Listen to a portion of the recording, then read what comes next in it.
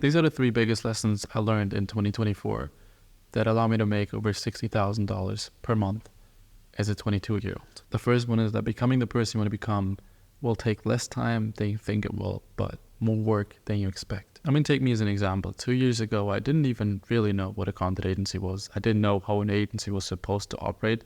I just knew how to edit videos, and that's what I did back then. And when you think about it, 2 years really isn't that long of a time to make this kind of a transformation that I did. If you saw my last video, you kind of know what I looked like 2 years ago and what I sounded like. The fact though is I had a couple $100 in my bank account back then. I mean, if you think back to last year, it probably is not really that far away. I mean, think about the last summer holiday you had. It's really not that long of a time, but I think most people just underestimate how much work it will take during those 1 or 2 years that needs to go into this to actually be able to, accomplish that transformation. Most people just put in a couple months of work and they don't get to the outcome that they want to have because they have kind of fucked up expectations when it comes to the work that needs to be put into this. And when they don't get there, they slow down, or worse, give up, or worse, change, and then give up afterwards because the new thing also didn't work in like 2 months. I don't know if you know about this graph. I forgot what its name was, but I'll put it up here. But essentially what it is, it's kind of like the phases that you go through whenever you start something new, such as a new business, okay?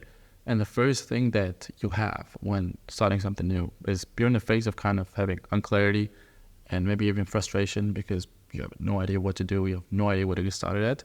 Maybe you're there right now, but it's pretty easy to get to the point where you have like kind of uninformed optimism. Like you go up with that graph and you really feel great about this because you really don't know that much about it and people hype it up and you feel like it's the right thing, this will change your life and you feel amazing about it. But then when you actually start to put in the work, you'll come crashing down. First you feel informed pessimism because you realize, well, how much actually goes into this thing that you didn't really expect. And soon enough, probably in a couple of weeks from then, you'll land in this valley of despair. And I've worked and talked with so many people, and that's usually where most people change the thing that they're doing. They feel like this is not the right thing for me because they didn't expect it to be hard. And then they just think, okay, it's not the right thing. But there is no right or wrong thing. You either make it work or you don't. And what most people do is they just go back to where they started and start with something new and then go through that uninformed optimism again. Oh, but this is the right thing. I swear this is the good thing. And then they start there and they land in that same fucking valley of despair. Nothing really changes and they repeat that cycle over and over and over again. A couple months or even years pass and they're still in the same position in life, essentially. The only other option you really have in that graph is to just continue push through that valley of despair and come out on the other side, which is informed optimism. Because now you know, okay, I know this is a ton of work, but I can do this. I'm just going to put one foot in front of the other for a year or two, just like I did. And I know I will come out at the other side of this, but I'm not expecting this to be easy at all. And through months and months and maybe a couple of years of time, you will achieve success and fulfillment. So the first lesson I learned, looking back, I realized at the time that it took to get here was shorter than I thought it would take, but it took a lot more work than I also expected at first. The second lesson is I learned to be grateful, and you need to be grateful. Whether you are sitting in a cool Airbnb just like me right now, just working for a couple of days and taking a work vacation, or you're losing half of your revenue in a single month, or your biggest clients maybe just decide to leave. Learn that you need to be grateful through the ups and downs. Obviously, in the ups, you need to be grateful for the point that you're in. And in the downs, you need to be grateful for the opportunity you have to go back up. And you do have that opportunity. It's all in your hands, okay? Once you realize that and you realize, okay, I have the freedom and I have it in me. I have the strength to go back up. You become very grateful just for the opportunity you have the chance to be able to start the business, run it, and fail and learn and improve. A lot of people don't even get that chance. Third lesson I learned is that one risk can change the entire trajectory of your whole life. And if you're presented with a choice to make where the downside is that you're probably going to be in a rough spot for a couple of months, if not a couple of years, even 4 or 5 years. But the upside is you could change how your entire rest of your life is going to pan out. I would always take that risk. Because for me personally, not risking it and living the life that you don't even really want to live, but just feeling safer and more comfortable because you didn't take the risk is not really a life worth living to me. I mean, I'm not gonna lie, if you're a business owner, you should know this, but the ups and downs are crazy, like they're insane, okay? One day you're on top of the world, next day you're damn near depressed, but I think that's a life I would prefer. I feel like it's so much better than just having a life where everything is kind of stagnant. Like, you're not really doing super bad, but you're also not doing super great. There are some ups and downs, but there's like little bumps. I need that huge up. I need that huge down, crash and back. I need that kind of life. That just makes me feel more. And I know that it also leads to me developing way more as a person. So if there is a risk and you know it's going to be rough, it's going to be, even for a couple years, it might be rough. Why not just take it? You really rather want to live the life that you don't want to live necessarily, but it's safer and it's probably not that bad. That could be applied to your situation with a job or at the university, with any other kind of risk in terms of finances, investments, money. Obviously, take calculated risks. But in my opinion, it is a very calculated risk if the downside is nobody's going to die. Nothing super bad is going to happen, but you're going to be in a super rough spot for a couple months or years. But the upside is you're going to be set for life. If you do this right, you're going to be way more fulfilled. You're going to be way more happy with the way you're living the life that you lived. And I think it's a very calculated risk, even though in your position where you've taken that risk, I know it seemed like it is, because the downside seems so much worse than it is. I mean, for me back then, when I dropped out, worst case, it felt like the biggest decision in the world to me. Worst case, I would just enroll back into another university one semester later or 2 semesters later if it didn't work out. It's really not that serious sometimes, and you make it bigger than it really is.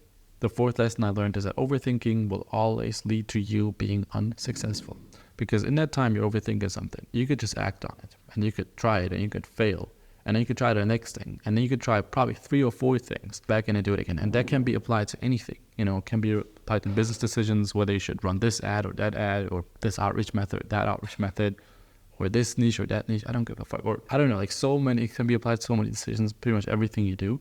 But just act on the thing that seems the most probable. Just do it. Okay, your gut feeling. Maybe sometimes listen to that one.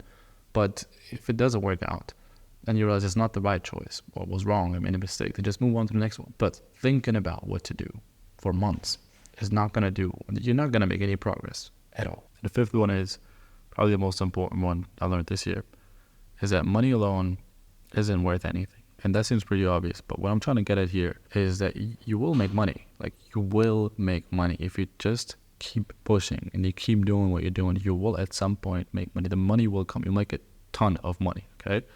I don't think that is the issue, really. I think the issue is that the money you make, you need to make it in a way that you're actually proud of yourself. Because I feel like a lot of people are just, trying to get into the making money online thing. They're trying to go with the easiest thing. They're trying to sell, sometimes I see people selling offers that they don't even believe in themselves, and they don't feel great about them, and they know they could do better. They could do better for their clients. They could get better results for their clients, but because it is effort for them to maybe learn new things or change the offer, implement new stuff, and go through that learning curve, they just don't really do it. They don't put in an effort.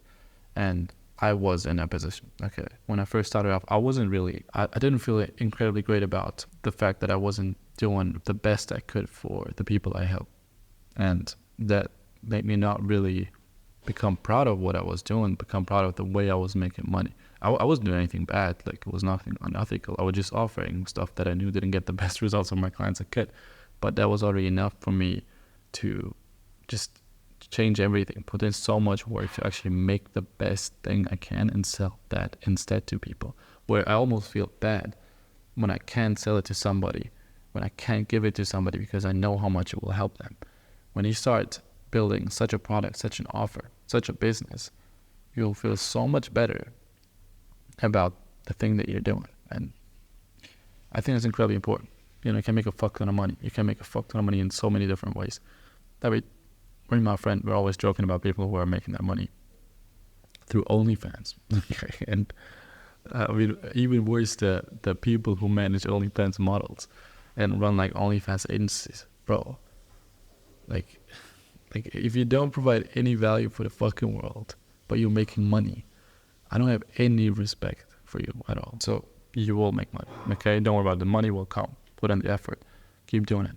But make sure that you build something that you're really proud of, okay? That you can talk to others about, that you can tell them, that you feel amazing about. I think that's such a key thing, and I learned that this year.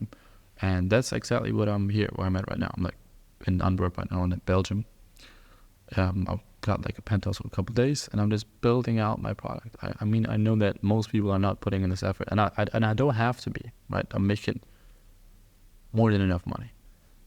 It's not, I mean, I want to make more, obviously want to grow, but I don't want to necessarily make, like, I want to become the person that deserves to make more.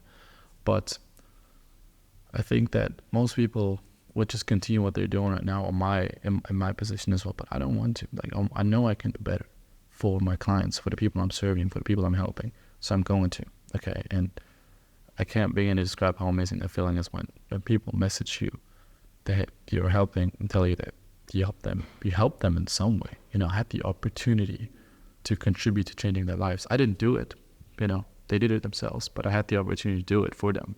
And for example, I helped 3 people hit their first 10K a month last week that I was helping. And it is the best fucking feeling ever to know that I contributed to that. And if you can do that for your clients, if you can have that same feeling for yourself, you're going to get very addicted to business. And that's how you lock yourself in a penthouse for 3 days and work from 2 a.m. to 8 p.m. and go crazy with it.